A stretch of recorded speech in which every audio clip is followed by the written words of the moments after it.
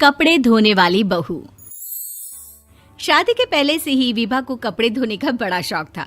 कभी नल के नीचे तो कभी तालाब के पास। अरे मेरी नीली वाली लुंगी नहीं दिख रही है। विभा की अम्मा, कहाँ रखी है लुंगी? अरे वो तो विभा ने परसों ही धोकर रखी थी आपकी अलमारी में, देखो वहीं होगी। वो ना मैंने आज धो दी, मुझे लगा कि गंदी हो गई होगी। अरे कैसे गंदी हो गई थी? उसे तो मैंने पहना भी नहीं। हे भगवान, इस लड़की के कपड़े धोने की आदत से परेशान हो गया हूँ मैं। जितना तो घर में राशन नहीं आता, उससे कहीं ज्यादा डिटर्जेंट पाउडर का खर्चा है। इसकी शादी करवा दो, शादी जाए अपने घर में ही करे काम, फिर चाहे घर के कपड़े धोने हो या पूरे गांव के। हाँ ठीक बोल रही हो, देखता हूँ मैं कोई लड़का। वो दिन भी आ जाता है जब विभा को देखने लड़के वाले आ जाते हैं। लड़की मुझे अच्छी लगी। होने वाली सास कहती है, बेटी अगर कुछ पूछना है तो पूछ लो। वैसे तो हमारी लड़की बहुत ही शर्मिली है, जो बोल दो वो मान लेती है, इसे क्या पूछना होगा। अरे कैसी बात कर रही हो माँ, मुझे इन लोगों के घर रहना है, सवाल तो कई है। हाँ हाँ बेटा, पूछ लो ना, क्या पूछना है। आप लोगों के घर कपड़े कौन धोता है? सास का मुंह बन जाता है। देखो, अगर तुम ये कहना चाहती हो कि तुम्हें कपड़े धोने नहीं आते तो सुन लो, कपड़े मैं ही धोती हूँ, लेकिन तुम्हारे आ जाने के बाद मैं रुमाल तक नहीं धोऊंगी। अरे चुप रहना भाग्यवान, बहू बेचारी घर आई नहीं, उसे डराना शुरू कर दिया। वो क्या है ना बिटिया, अभी तक तो ये कल्लू की माँ ही धोती थी, लेकिन अब तुम्हारे पापा तो दहेज में वॉशिंग मशीन देंगे ही।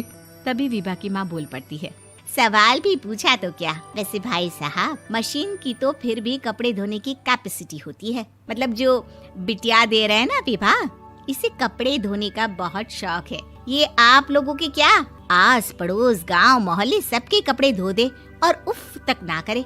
बाहर देखा नहीं आपने कितने कपड़े सूख रहे हैं? सब हमारी बिटिया ने ही तो धोए हैं। बस भी करो ना माँ, शर्म आ रही इतनी तारीफ सुनकर। और तो और एक दाग निकाल कर दिखाओ तो मान जाऊं। हाँ अच्छा, माफ करना बेटा, मैंने गलत समझा। हमें तो रिश्ता बहुत पसंद है। और ऐसे जुड़ जाता है रिश्ता कपड़े धोने का शौक रखने वाली विभा का। उसकी शादी हो जाती है कोयला फैक्ट्री में काम करने वाले कल्लू के साथ। शादी के बाद अचानक विभा चिल्लाती हुई सास के पास आती है। सासू माँ, अरे सासू माँ कहाँ है आप? ये तो धोखा है, धोखा दिया आप लोगों ने मुझे। इसे ससुर के चक्कर के बारे में पता चल गया। अरे तो उसमें तुझे क्यों धोखा मिला है? अरे नल में पानी नहीं आता, कपड़े कैसे कब धुलेंगे? अच्छा, तू पानी नहीं आ रहा उसकी बात कर रही है। तो आपने क्या सोचा? कुछ नहीं। अच्छा, तेरी माँ ने कहा था कि कपड़े धोने का शौक है तुझे, याद आया मुझे। शौक बोलकर कपड़े धोने वाले मेरे जुनून को कम ना आके सासू माँ, कपड़ा धोना मेरा गुरूर है। तभी पति भी वहाँ आ जाता है। अभी मैंने इसे सनी देओल की फिल्म दिखाई है, उसी के डायलॉग मार रही है माँ। अच्छा सुन, साफ बता रही हूँ, पानी सुबह 4 से 6 और शाम को 10 से 12 आता है, समझी?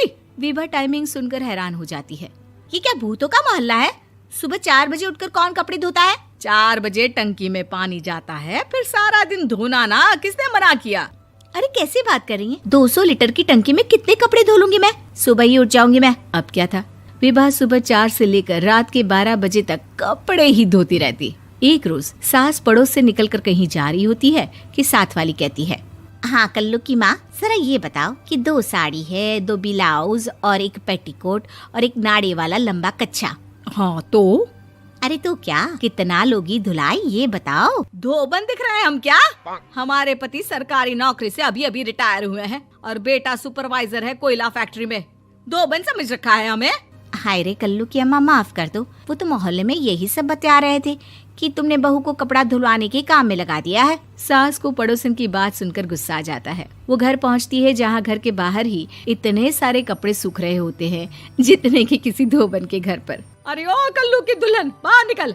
माँ जी यहीं आ जाओ, बाथरूम में चादर धो रहे हैं हम। अरे अभी हम धोते हैं, तुमको बाहर निकलो। ये आस पड़ोस वाले बोल रहे हैं कि हम बहू से कपड़े धुलवा कर उसे कपड़ा धोने वाली बना दिए हैं। अरे छोड़ो ना माँ जी, किन लोगों की बातों में आती हो? आस पास के लोगों का तो काम ही होता है कि वो किसी तरह सास बहू को लड़ा दे। बहू सारे घर के कपड़े धोती है, ये क्या कम है? बोलिए। सास को भी लग जाता है कि वो बहू का ये सनकीपन नहीं छुड़वा सकती, इससे अच्छा है कि खुद ही चुप हो जाए। एक रोज सास और बहू मंदिर जाते हैं, जहाँ सास की साड़ी वहाँ खड़ी भीख मांगने वाली से मिलती है। माँ जी क्या बात है, आपकी साड़ी उस भिखारन से कितनी मिल रही है ना? हाँ हाँ देखो तो, दोनों की साड़ी मिल रही है। क्या बात है कल्लू की अम्मा, तुम खुद को तो अफसर की बीवी बताती हो और ऐसी सिंपल सी प्लेन साड़ी पहनकर घूमती हो। सिंपल और प्लेन नहीं है ये साड़ी। तो क्या सोने के धागे से फूल बने हैं?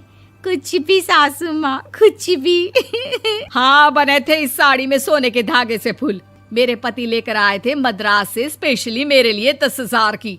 ताहे भाई साहब इस भिखारन के लिए भी सेम टू सेम साड़ी लेकर आए होंगे 10,000 की।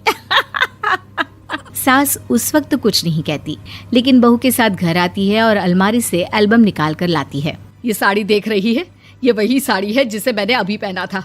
इस साड़ी में ये जो चमकदार फूल दिख रहे हैं ना, ये सोने के धागों से काढ़े गए हैं। लेकिन तू लोकल वॉशिंग मशीन ब्रश से घिस घिस कर सारे फूलों को निकाल कर साड़ी प्लेन कर दी। मुझे माफ कर दीजिए सासू माँ। और तो और, जब मैंने तुझे तेरी गलती के लिए कुछ नहीं कहा, लेकिन तूने तो सबके सामने मेरा मजाक ही बना दिया। क्यों? बहू को समझ में आ जाता है कि अब से उसका कपड़े धोना बंद।